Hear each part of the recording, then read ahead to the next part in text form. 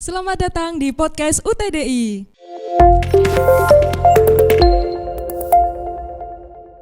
Halo semuanya, kembali lagi bersama kita di podcast UTDI.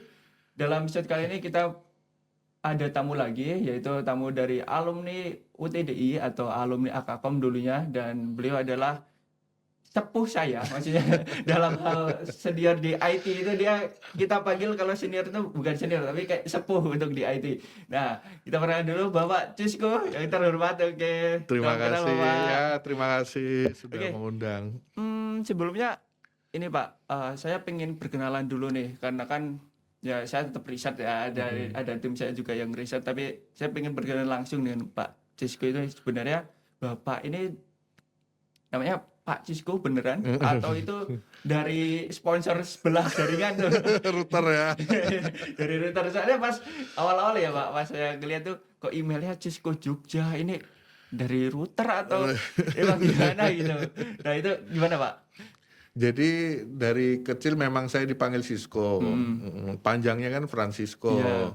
Nah, terus tapi karena ada kesalahan penulisan di pendaftaran apa itu namanya ya, Akta? kependudukan ya, akta. Jadi I-nya jadi jadi Cesco tulisannya. Oh, Aslinya iya. tuh Cisco. Jadi Cisco. iya. Sama persis sih berarti. Persis sama router. Oke, berarti memang dari kecil ya, atau namanya memang Udah Cisco ya? Cisco Oh. ya, benar. Saya kirain kayak biasanya kan ada nama panggilan lain gitu kan, Ya. atau dari sebutan apa ya? Nah, kalau di sini tuh kayak telahan kalau bahasa Jawa. Kalau Bapak. Tapi Bapak itu dulunya aslinya mana nih Pak? Baik. Yang asli kayak kalau dari namanya Francisco itu kayak wah ini bukan asli Pulau Jawa ibaratnya Ya. gitu. Kalau saya dengar kayak masih aneh lah untuk orang-orang Jawa dengan nama itu, maksudnya Ya. masih asing banget ya. Betul. Dulunya aslinya mana nih Pak? Saya dari Kupang. Dari Kupang. Ya, Oke. NTT. Iya. Ya, ibu saya dari Bangka. Hmm? Terus ini karena bapak saya penugasan di Timur Timur, akhirnya kami semua pindah ke Timur Timur. Lahirnya saya di Jakarta. Oke. 82 ya. Berarti full pindah-pindah ini Pak. Pindah-pindah. Nomaden ya. Nomaden ya Pak. Dari dulu. Oke, berarti kalau ini dari Kupang nih Pak. Terus dengan dulu itu apakah kan ini kan kita di Jogja nih kampusnya Betul. Pak. Nah, dari Kupang ke Jogja dan lain sebagainya itu dulunya informasinya dari mana Pak? Kok bisa tahu Akakom lah kalau dulu? Jadi Akakom itu saya murni melihat pelang gedenya di Jalan Janti. Kemudian saya dari dulu memang sudah tertarik dengan komputer. Jadi lucunya tuh gini, saya tuh suka komputer tapi membenci matematika. Oke, sama kita. Sama. Saya dulu SD suka matematika. Semenjak ada namanya entitas A, B, X, Y, Z, ya itu saya udah angkat tangan. Ya. Jadi saya tuh sangat menyukai dengan komputer. Zaman dulu itu SMP saya les WordStar, kemudian DBase, kemudian Excel-nya itu apa ya namanya? Bukan Excel-nya, apa ya? Dulu operating sistemnya kita masih harus masukin disket gede, Oke, startup dan lain sebagainya. Saya kursus zaman dulu itu. Saya berpikir tidak ada matematika di situ. Oke. Kita dengan polosnya ya Pak. Dengan polosnya. Saya juga ya kayak dulu. Kemudian saya berpikir, oh ini bebas matematika nih. Jadi saya tekadnya dari awal adalah ingin menjadi seorang ahli di bidang komputer. Entah dia tukang rakit komputer atau ahli apapun lah, pokoknya komputer gitu. Nah kemudian saya ke Jogja karena Jogja itu tempat kuliah ya zaman dahulu. Oke. Terkenalnya dan sampai sekarang juga. Iya.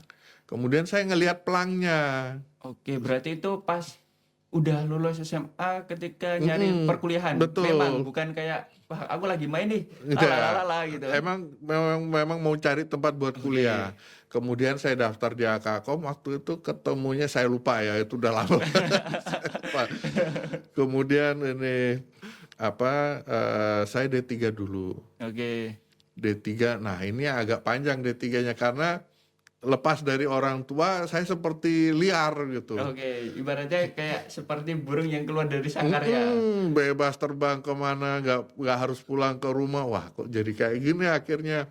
Kemudian saya kembali lagi mau kuliah beneran setelah 5 tahun kalau nggak salah itu, 4 atau 5 tahun D3 itu. Kemudian saya dulu sangat aktif di basketnya kampus ya. Oke, jadi memang dari dulu basket kampus aktif nih. Aktif banget. Aktif banget ya. Jadi Sampai saya sekarang, yang Pak. dulu apa namanya, kan sempat mati UKM-nya, kemudian saya yang buka kembali. Oke. Jadi berarti itu udah lama ya, berarti kayak Mapala ya, UKM Mapala juga itu kan ya? Oh, Mapala lebih lama Lebih lama lagi, lagi ya, lebih lebih lama sepuh lagi. lagi ya. Kesenian lebih lama lagi. Terus zaman dulu itu saya aktif di 2 UKM, KMK dengan basket itu. Basket itu. Ya. Oke. Kemudian saya ingin belajar nih. Setelah capek bermain selama 4-5 tahun D3 itu, saya ingin belajar beneran. Nah, waktu bukan skripsi, tugas akhir saya di D3 itu saya bikin dengan Visual Basic atau Gambas, saya lupa. Jadi Visual Basic kan versi berbayarnya Microsoft itu. Iya, betul. Nah, versi Linux-nya ada yang namanya Gambas. Antara itu saya Visual Basic atau Gambas saya bikinnya. Nah, kemudian saya juga banyak bertanya di teman saya waktu itu, dia kerja juga di Akakom. Oke. Dia sepuhnya saya lah. Sepuhnya Kalau saya. saya jadi sepuh, dia lebih sepuh lagi nih. Gimana sih? Saya nyebutnya Mbah berarti. Jadi saya banyak bertanya ke dia. Dia banyak berjasa buat saya juga waktu saya banyak belajar dulu. Soalnya dari betul-betul saya bermain, jadi full saya itu hanya bermain dulu itu di. Oke, Pak. Ini. Tetapi saya kejar semuanya. Dan itu adalah salah satu penyesalan saya. Kenapa saya harus lama kuliahnya? Seharusnya nggak selama itu. Pertama dari energi sudah hilang, waktu hilang. Waktu itu kan kita nggak bisa beli. Iya sih, benar Pak, benar Pak. Ya kan, kemudian apa namanya, teman hilang. Seharusnya saya sudah bisa mulai bekerja waktu itu. Iya, benar. Tetapi kan karena waktu saya buat bermain dan lain sebagainya tidak produktif. Nah, itu salah satu penyesalan saya. Kemudian saya S1, kemudian S1 saya lumayan cepat, 2 tahun kayaknya, 1 tahun lebih lah. Cepet-cepet Pak itu. Itu biasa normal lah kalau misalnya 3 semester atau itu normal banget tuh. Nah, terus mengenai matematika, nah itu selama saya kuliah, saya kan berpikir, oh ini nggak ada matematikanya nih, full pemrograman, full ini. Begitu loh, kok ada kalkulus 1, kalkulus 2, lanjutan, matematika deskriptif, statistik. Aduh, ini saya terperangkap nih. Matematika komputasi. Iya, akhirnya mau nggak mau saya harus mengejar semua ketertinggalan. Jadi apa ya? Ada harga yang harus dibayar. Benar Pak. Jadi dulu ya berarti banyak remedinya aja. Banyak remedinya Pak. Salah satu mahasiswa tidak. Cuman lucunya kalau misalkan dulu itu berarti IPK-nya berapa nih Pak? Waduh, 0, pernah saya. 0,1, 3, pernah. Saya lulus 2,6 apa 2,7 tuh. Sangat mepet. Mepet tuh Pak. Berarti lulus di tahun 2009 atau 8 ya, antara 9 atau itu. 8 ya. Tapi di tahun-tahun itu kan kayak 2,6 itu IPK normal kan Pak?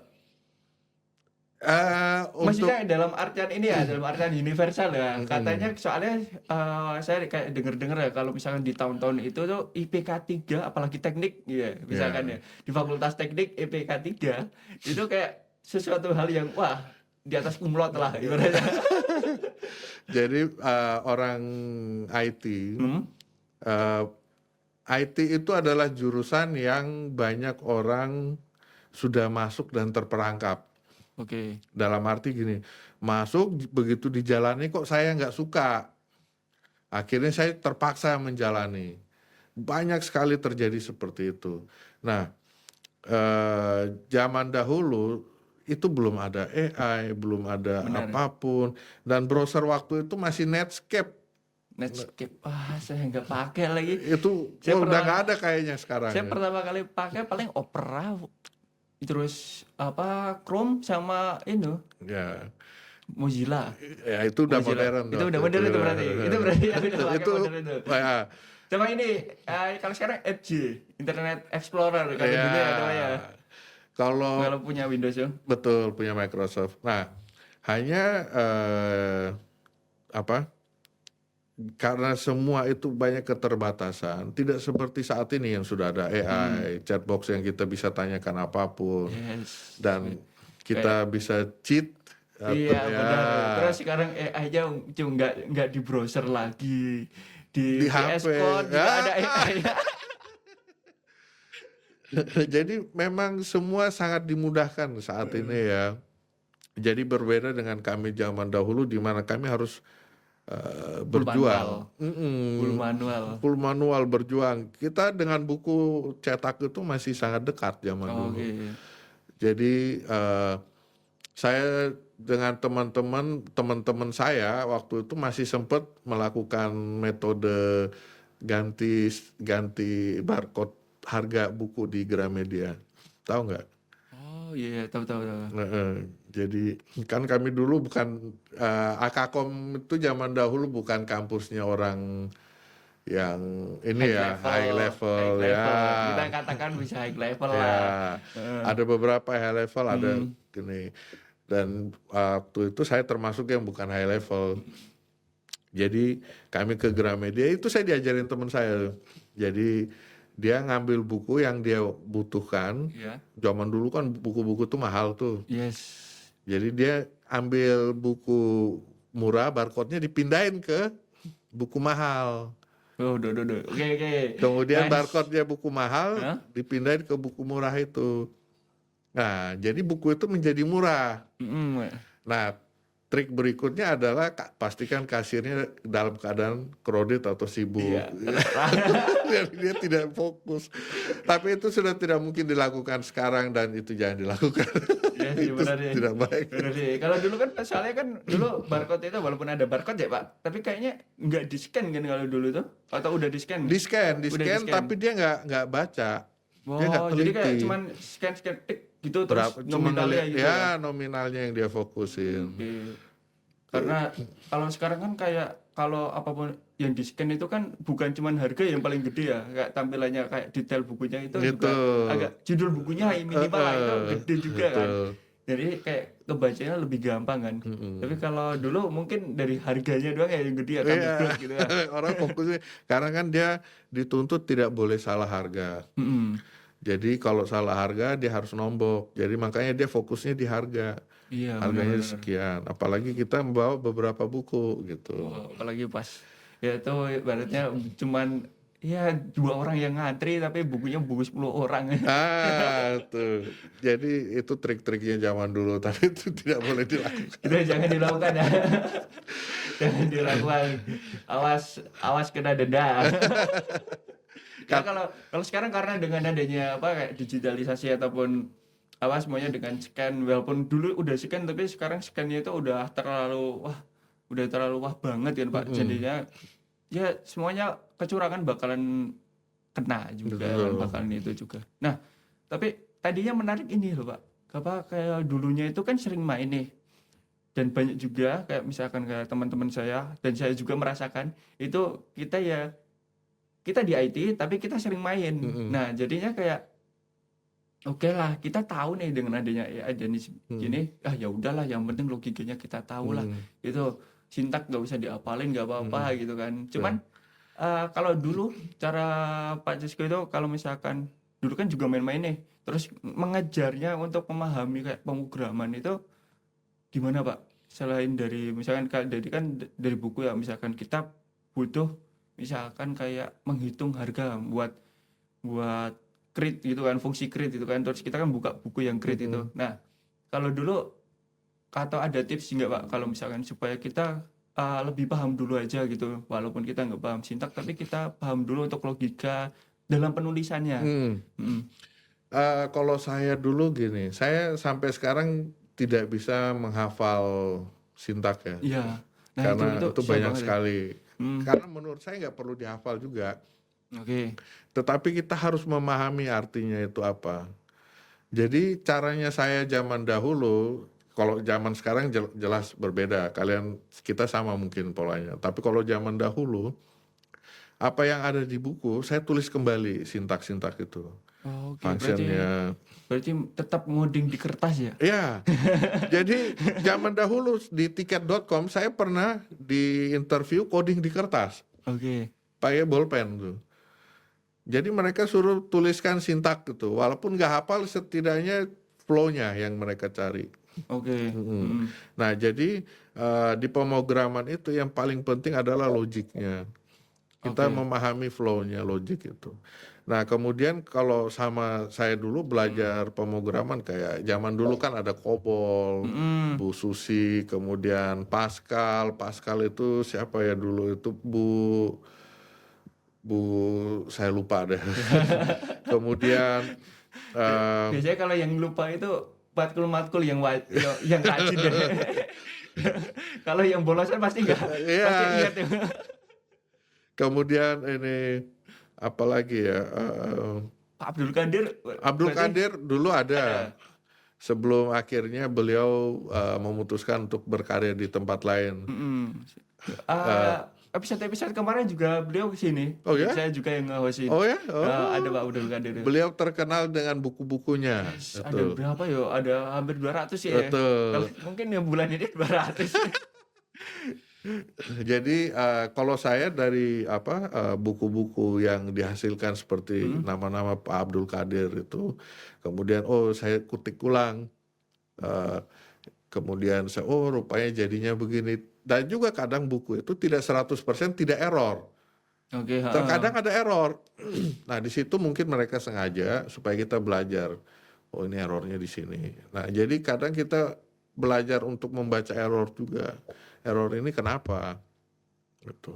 Oke, sama halnya kayak ya mungkin main-main boleh tapi dalam artian kita tetap ngerjain tugas bareng mungkin ya Pak. Dan soalnya kalau dari saya sendiri kayak sekarang tuh kalau Java, kalau yang logic Java biasa gitu, saya bisa karena itu setiap semester itu pasti kayak kenal ada tingkat gitu pasti Mas ini gimana Mas ajarin dong Mas itu pasti kayak gitu jadi kayak wah Java lagi gitu.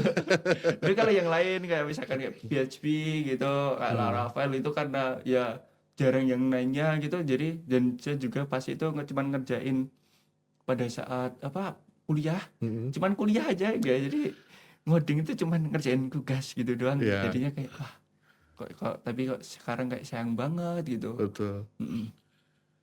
Tapi dengan itu Pak tadi itu kayak IPK 2,6 ya. 2,6 terus dalam artian 9 tahun berkuliah dari tahun 2000 sampai 2009 kan. Nah, terus untuk ini kalau misalkan kalau dulu ataupun sekarang ya Pak, kalau misalkan untuk di perusahaan instansi gitu. Itu untuk kayak gitu tuh ngaruh banget gak sih Pak kalau misalkan ini kalau kita daftar Pertanyaan IPK, yang bagus sekali itu. soalnya kan kadang tuh kayak mungkin ada yang bilang ngapain lah gitu kalau misalkan kita tuh harus cum laude biar nanti perusahaan melirik gitu kan ada yang kayak gitu pertama terus ada yang lagi kayak ideologi yang bilang IPK tuh nggak penting yang penting kita punya skill aja gitu terus yang ketiga kalau misalkan ya IPK jelek terus misalkan ya bukan IPK jelek IPK standar gitu tapi dengan dalam artian kita lama di situ gitu. Nah kan kalau kebanyakan orang-orang yang lama kuliah itu biasanya kerja dulu tuh Pak. Jadi misalkan hilang-hilangnya tuh entah semester 5, 6 gitu hilang kerja gitu. Nah itu kan kalau kerja kan besok lulus walaupun itu dia lama IPK berapapun kalau dia udah kerja kan ya udahlah gitu kan ya udahlah dia nggak mikirin apapun tapi kalau untuk yang belum pernah kerja di mana kayak fresh graduate gitu ibaratnya ya Pak jadi kayak mereka tuh hilangnya mungkin dalam artian cuman buat main ataupun ada kesibukan lain gitu nah itu gimana Pak kalau menurut Bapak? Kita ke ini dulu ya pertanyaan tadi itu bagus sekali apakah IPK besar itu berpengaruh dalam pekerjaan, dalam mencari kerja, dalam bekerja nanti. Oke. Eh, IP besar kalau dia lakukan itu dengan jujur, semua usaha dia tentu dia memahami pemrograman, memahami lain-lainnya di selama kuliah. Selama dia cari kerja pun ya tentu dia akan dites lagi. Oke.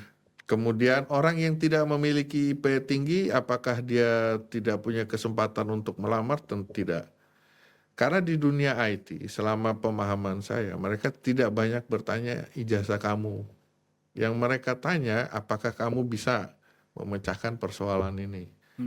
Tuh. Jadi ketika kita bisa membuktikannya dengan kinerja, jadi kan ada masa probation itu. Iya. Kita kerja selama 3 bulan dan di perusahaan IT, saya pernah di Malaysia juga. Oke, saya juga pernah. Pernah juga? Pernah juga, cuman saya bukan di IT. Oke. Saya cuma di kebun dulu ya, Pak. Jadi TKI. Sama TKI juga itu dulu Wah, ya. iya oke. Waktu saya di luar negeri itu pressure-nya itu tinggi sekali, sangat tinggi. Bahkan kami artinya gini, ruang untuk kita tidak punya kemampuan kemudian kita bekerja 3 bulan, jangankan 3 bulan, sebulan begitu kelihatan nggak bagus langsung out. Nah itu secepat itu turnovernya IT. Jadi ketika kita mengaku saya bisa pemrograman ini dengan level advance itu, kemudian kita diberikan tugas, tas-tas, dan ternyata kita, karena codingan kita kan ada yang melihat nanti. Iya benar. Harus kayak misalkan ya nggak sekadar ngoding biasa, tapi kayak ada kayak apa ya namanya SOP ya, kalau misalkan Ya, kalau di program saya lupa apa namanya, cuman Jadi- saya tahunya SOP programmer itu. jadi senior programmer akan melihat codingan kita. Jadi GitHub kita kan kita akan push, kemudian nanti di pull mereka, dia akan lihat, oh ini codingan kita sudah standar apa belum, Iya, sudah benar. mengikuti SOP mereka belum. Nah kalau misalnya belum, kita akan di warning. Jadi tolong ikuti SOP yang ada. Iya. Tuh. Nah kemudian nanti jalannya waktu kita akan memahami rupanya pemrograman itu dari sisi dokumentasinya pun harus rapi, karena dokumentasi itu sangat wajib. Iya, dan itu adalah salah satu cobaan terbesar untuk orang programmer. Paling males itu. Jadi ini komen-komen di codingan kita itu kan waktu saya di luar negeri itu wajib komen itu. Oh, berarti komentarnya ada komentar di codingnya Ya code-nya gitu kan. wajib. Karena ketika saya resign atau saya keluar suatu saat, ketika ada yang menggantikan, dia tahu Oke. ini fungsi apa gitu. Jadi nggak harus kayak wah harus mermantengin dari line 1 dulu. Oke, ini di sini, ini ke sini, ini ke sini. Saya pernah menghandle satu perusahaan Indohotel bersama teman-teman Akakom juga. Itu codingan yang diberikan ke kami itu tidak bisa dilanjutkan lagi. Karena Saking sembrautnya. oke, berarti kayak nggak ada apa namanya? Tidak ada SOP-nya, Ya, tidak ada SOP. dokumentasinya. Terus kalau bentuk codingan itu apa namanya, Pak? Kalau misalnya kayak CMV atau apa gitu tuh. Saya lupa, bukan arsitektur tapi apa ya namanya? Apanya?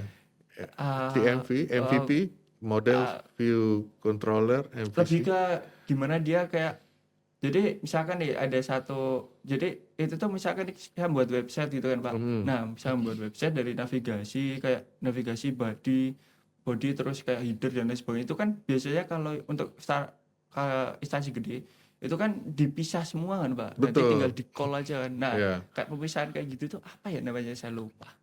Jadi kayak ya mungkin dari Apa ini ya, itu? nggak clean code lah, Iya. gampangnya nggak clean lah code-nya. Dan itu Dia nggak- bisa, cuman codingannya Iya. harusnya bisa dibuat 5 file berbeda biar lebih enak dibaca. Betul. Tapi itu dijadiin satu file jadi Betul, nyampe jadi 1000 panjang. ibaratnya. Ya, benar. Jadi kita sampai udah nggak bisa ditolongin lagi. Itu sampai segitunya. Jadi di pemrograman itu sangat penting kalau kita mendokumentasi codingan kita, dan clean code tadi itu sangat penting. Nah, negara kita salah satu yang tidak semua ya, tapi India salah satu yang terkenal codingnya tidak clean. Yang penting asal jadi. Oke. Nah, dan Indonesia banyak yang take over itu di internet ya.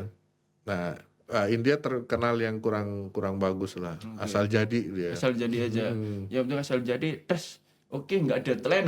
Iya, karena mereka ngejar itu. Iya sih, tapi kadang juga apa ya, deadline tuh kayak bikin mati ibaratnya ya Pak. Soalnya maksudnya gini, kadang ada juga teman saya tuh kemarin cerita disuruh buat kayak fitur baru gitu, dibuat fitur baru cuman dikasih deadline-nya 3 hari dan itu harus ngeriset sendiri.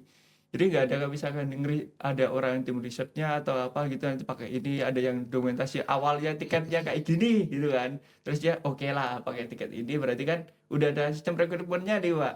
Nah itu enggak. Jadi dia harus riset sendiri tapi 3 hari harus jadi itu. Kadang itu kayak gitu sih soalnya. Programmer itu paling benci dengan timeline. Apalagi timelinenya sudah mepet dan dia baru berapa persen jadi. Nah itu dia paling benci itu. Jadi si programmer itu dilihat matang dan tidaknya seorang programmer itu pertama dari komitmen dia. Oke. Itu paling susah. Ada programmer bagus tapi tidak punya komitmen, dia tidak akan dihargai. Mungkin di awal-awal dia akan dihargai karena memang dia jago ya. Oke. Tetapi ketika jalannya waktu dia tidak komit, dia tidak akan dihargai untuk berikutnya. Artinya dia akan di take out. Jadi programmer itu pertama komitmen. Mengenai kualitas codingan itu kita bisa saat ini ya bisa nanya AI, bisa nanya teman dan lain-lain. Itu udah masalah gampang lah. Tetapi komit, kemudian yang kedua determinasi. Dia jangan pernah mudah menyerah. Ketika dia mudah menyerah ninggalin tas atau tugas, di situ dia dianggap tidak bertanggung jawab. Oke. Tapi kalau misalkan gini kan, saya kan ngeliat CV Bapak itu kayak banyak banget nih, udah kemana aja dan lain sebagainya, dan pernah jadi project manager juga nih. Nah, ketika jadi project manager misalkan nih ada junior developernya itu kayak tadi, kayak misalkan dia tuh, wah kok kayaknya banyak banget nih listnya nih gitu kan. Itu kan berarti listnya kan dari project manager nih. Tiket-tiket itu kan dari project manager nih, ataupun dari product manager kan. Nah gitu kan, terus kalau misalkan dia banyak nanya gitu, kalau dari sisi Bapak, kayak yang tadi Bapak omongin tuh, karena dia kan nggak gampang nyerah, tapi lebih ke oke ini karena mungkin masih asing ataupun apapun, dan banyak nanya itu gimana Pak? Masih oke atau itu malah yang bagus gitu? Dia pasti ada seniornya. Sudah pasti dia pasti punya seniornya. Jadi tas itu kalau turun dari saya ke seniornya. Nah, seniornya nanti yang akan bagi ke dia. Iya sih benar ya. Nah, jadi ketika seniornya yang bagi ke dia, seniornya sudah paham kemampuan dia sampai mana menerima tasnya dan deadline seperti apa yang bisa dia handle. Nah, biasanya junior itu dia akan banyak bertanya ke seniornya atau ke sesama juniornya. Benar-benar. Nah, kalau dia biasanya senior saya akan arahkan untuk memang kita harus develop dia. Karena ketika dia bagus, si senior pun akan lebih enteng kerjaannya. Iya, jadi kerjaan dia malah bisa dibagi dua.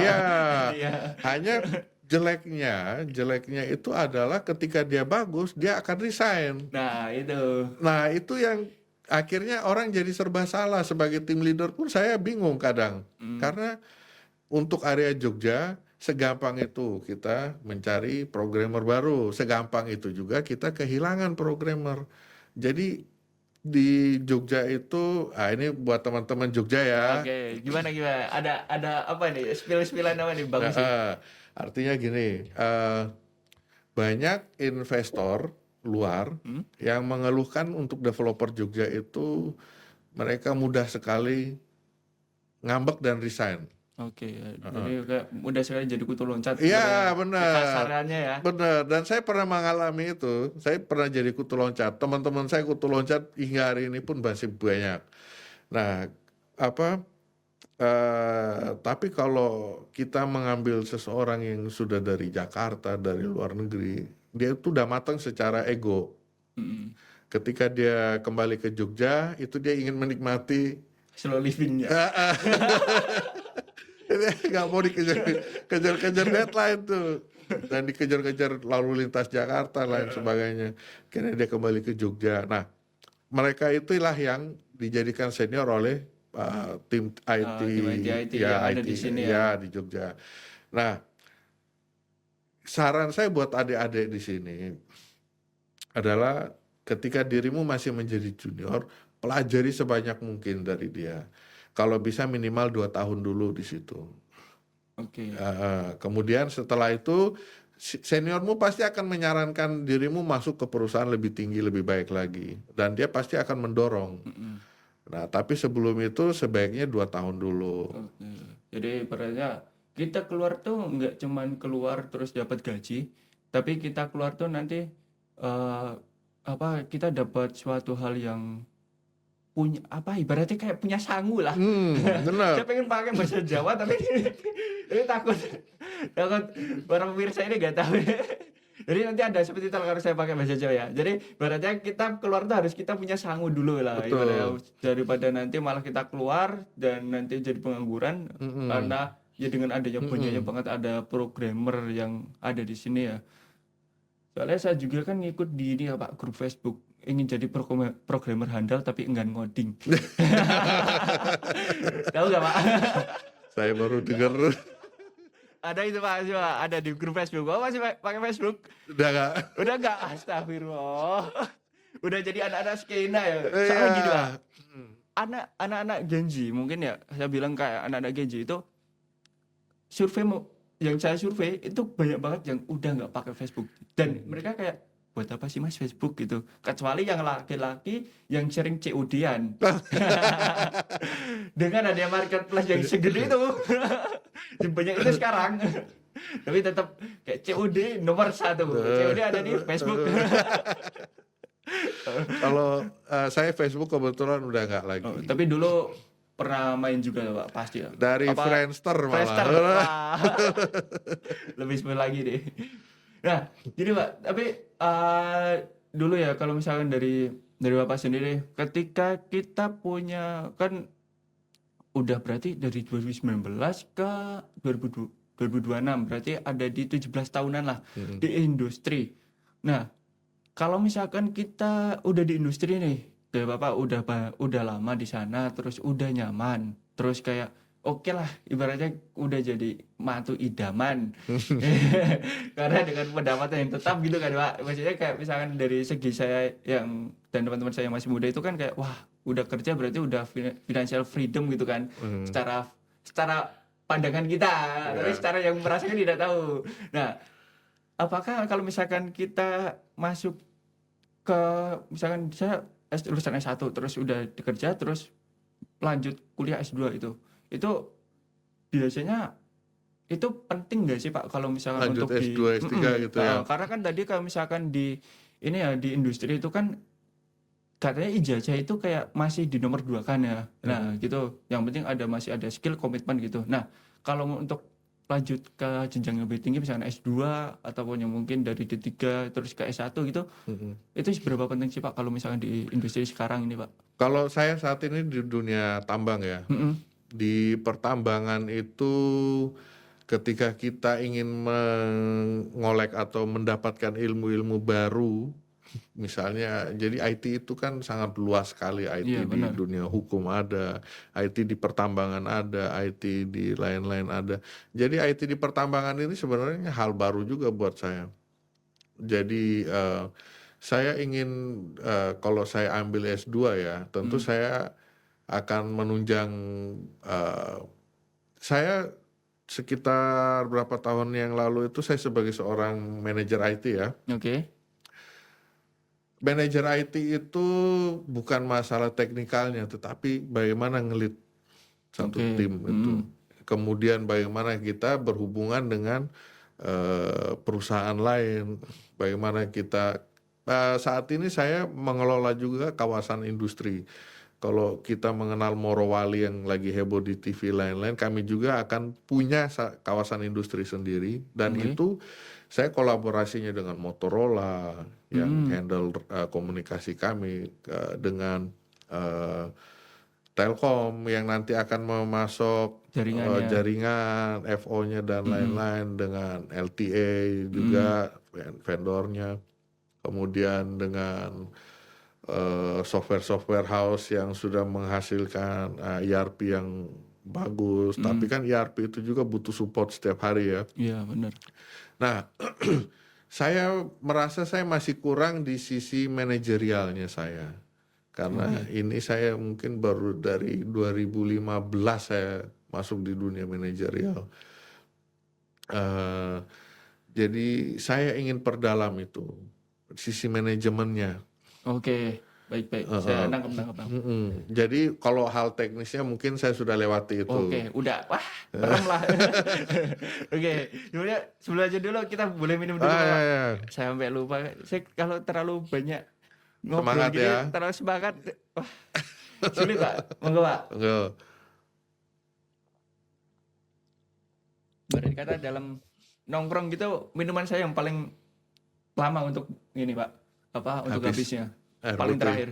Ayo kita pulang gitu. Wah, masih sedikit. Nah, aku baru ngabisin. Nah, jadi Pak, kita lanjut lagi, Pak.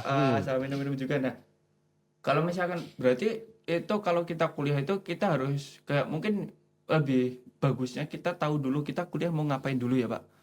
Ya dari Bapak kan dari sisi manajerialnya kan, Pak. Nah, karena dari sisi manajerial itu kan mungkin ya di mana lagi kalau bukan dengan kuliah gitu kan, dengan kuliah S2 mungkin bisa kuliah S2 di sini. Betul. Oh ya, Lanjut lagi. saya memang berencana untuk ambil S2 dan saya dengar di sini Oke. bisa online. Bisa dong. Ya. Bisa dong, dan pertambangan kan jauh nih. Gitu kan. Karena di industri tambang kan saya lebih banyak di luar ketimbang di rumah. Benar. Artinya dengan adanya online ini tentu sangat membantu saya. Oh, jelas ya, Mbak. Jadi kalau di sini itu kayak S2-nya ya itu tadi online, mungkin offline kalau pas ujian. Nah, sekali-sekali nengok kampus kan. Betul. Masa iya sih nggak ditengok. Tentu harus datang ya. Iya, harus datang mungkin. Nah, dan juga kalau Bapak sendiri kan kita juga ada diskon nih. Wah. Kita ada diskon nih untuk alumni nih gitu kan. Untuk alumni sendiri nanti akan ada diskon kayak 5 juta untuk alumni sendiri. Nah, baik. jadi gasken aja lah, Pak. Pasti. Soalnya kalau baca ya, Pak, kalau dulu kan untuk S2 ini kan enaknya tuh gini ya. Mungkin dalam hal semakin tinggi ijazah kita semakin gampang nggak sih, Pak, kalau misalkan nyari kerjaan gitu. Kalau dulu ya saya mikirnya kayak gitu ya. Dan ternyata setelah saya gede dan saya bisa mikir gitu kan. Ya, saya setelah gede dan saya bisa mikir dengan tamparan kehidupan yang keras ini. Bisa jadi lagu. Nah, itu kayak jadinya kayak oke, berarti tergantung kita sendiri mau kemana dulu ya. Mungkin kalau Bapak sendiri S2 nanti bisa menunjang dalam artian ilmu Bapak dalam manajerial gitu ya. Sama satu lagi untuk jabatan juga bisa gitu sih, Pak. Jadi di dunia tambang sendiri untuk jenjang level sarjana, master dan degree-nya, di dunia tambang mungkin tidak begitu berpengaruh, terutama yang IT-nya ya. Tetapi ilmu yang didapatkan itulah yang membuat kita naik pangkat akhirnya. Oke, berarti bukan ke dokumennya, maksudnya kayak bukan kertas yang kita punya ini, tapi bagaimana cara pola berpikir kita. Betul. Dan pola berpikir kita itu yang akan menjadikan ilmu itu sendiri yang membuat instansinya itu berpikir ini pantas dan layak untuk naik ke sini untuk memimpin kolega-kolega gitu. Dan kebetulan kolega-kolega saya yang tamatan kampus ini itu semua di dunia pertambangan dan di dunia oil and gas itu mereka sudah memiliki jabatan. Oke. Jadi kampus ini memang punya satu kekuatan alumni yang sebenarnya kalau dikuatin, tonjolin itu kuat sekali sebenarnya. Oh iya Pak. Mereka kalau di Naruto Anbu ya Pak. Iya. Tahu juga ya. Akhirnya. Ya kan dia mereka tuh apa ikatannya kuat, tapi dalam artian nggak banyak orang yang tahu kecuali mereka yang mengulik beneran gitu. Benar. Jadi teman-teman kita bahkan yang belum tamat pun bekas ini belum tamat itu pun posisinya juga lumayan berpengaruh. Jadi apa ya, pengajar kami zaman dahulu itu dedikasi mereka untuk mengajarkan kami mengenai ilmu pengetahuan itu sangat tinggi. Oke. Artinya mereka bukan hanya asal datang mengajar lain-lain, enggak. Mereka memastikan kami paham. Iya benar ya Pak. Dan apa mungkin setelah besok lulus S2 nih ada kepikiran misalkan dari pensiun untuk misalkan di umur berapa gitu nanti wah kayaknya saya sudah lelah dengan semua ini, saya pengen kembali ke kota saya gitu. Sebenarnya saya punya satu keinginan. Oke, ada wishlist tersendiri nih Mas. Wishlist. Saya ingin running perusahaan company dengan project-project yang lumayan. Dan ini sedang on the way. Artinya saya berada di top position di company itu. Okay. Dan kemudian untuk setelah itu saya punya satu cita-cita lagi yaitu mengelola sampah. Oke. Tapi dengan teknologi IoT mungkin. IoT tentu, sensor-sensor tentu. Jadi saya sudah melihat di Jepang, Cina, Singapura. Surveinya nggak kaleng-kaleng. Kalau di Singapura dia menjadi tanah, kan Singapura kecil ya negara mereka. Kemudian kalau di Jepang itu air panasnya itu untuk bisa supply ke para pemukiman sekitar. Iya. Airnya, jadi airnya bekas untuk pencucian dan defusingnya itu tetap bersih. Mereka punya teknologi itu. Jadi airnya itu bukan ambil air dari tanah melulu. Jadi air itu diputar terus. Tetapi dia bersih nanti. Kemudian asap pun tidak ada. Nah, kalau Jepang memang sangat keren mereka. Nah, tidak kalah keren adalah Cina. Kalau itu itu gila mereka. Penduduk mereka itu kan paling padat sedunia ini. Iya, paling banyak juga. Ya. Tetapi bayangkan semua orang membuang sampah di saat yang sama. Indonesia ini penuh dengan sampah mereka langsung. Benar. Langsung saat itu juga. Nah, tetapi kehebatan teknologi mereka dalam hal mengumpulkan, menaruh dulu di satu lokasi, kemudian distribusiin mungkin ya langsung ke pusatnya atau gimana. Dan sampah itu bisa menjadi sesuatu lagi. Baju, ini bisa dari sampah beling. Oke, berarti di sana itu kayak pemilahannya udah otomatis gitu. Betul. Ya? Betul. Kemudian kayu bisa jadi kayu lagi, plastik bisa jadi plastik lagi, mungkin bisa jadi plafon atau apapun lah. Iya, dan bisa konblok. Iya, konblok itu. Kemudian bisa jadi atap, apa sih yang seng. atap? Seng atau bawahnya seng. Bukan seng, apa ini namanya? Kalau kita kan Jawa biasanya pakai tanah liat tuh. Genteng. Genteng ya. Genteng. Oh ya, genteng dari plastik itu ya Pak? Itu keras banget ya. Dan dia anti panas, artinya dia tidak panas itu dia bisa pantulkan lagi. Oh iya, jadi nggak turun ke bawah gitu kan, biasanya kan wah panas banget ya. Gitu. Ya, ini dia bisa langsung naikin ke atas. Jadi keinginan terakhir saya yaitu mengelola sampah. Berarti tetap masih di industrial gitu ya. Betul, hanya kali ini membantu bumi ini. Oke, siap. Keren banget ya. Tapi kira S2 langsung besok pensiun langsung jadi dosen nih. Tapi kalau teman-teman di kampus kalau misalnya mau melamar bekerja di dunia tambang, bisa hubungi kami para senior Oke, yang ada siap. di pertambangan. Pasti link kami sudah sangat luas. Nanti mungkin izin untuk link-in-nya Boleh, Pak boleh, Siswa boleh. di bawah ya, di Boleh, deskripsi boleh, ya. Oke. Soalnya sebenarnya nggak ke situ Pak. Lebih banyaknya lagi adalah apakah ada magang? Oh, ada magang ada. Infokan. Boleh klik juga. Oke, siap. Baik Pak, kayaknya begitu saja Pak.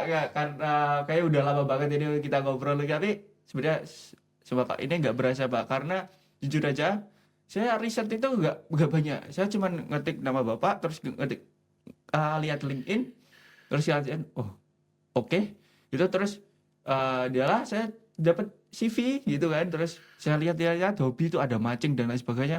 Itu belum kita bahas ini sama sekali. Oke. Jadi baru bahas tentang IT di industri dan ya mungkin dalam perkuliahan Bapak juga. Tapi asik Pak, terima kasih atas waktunya di sini.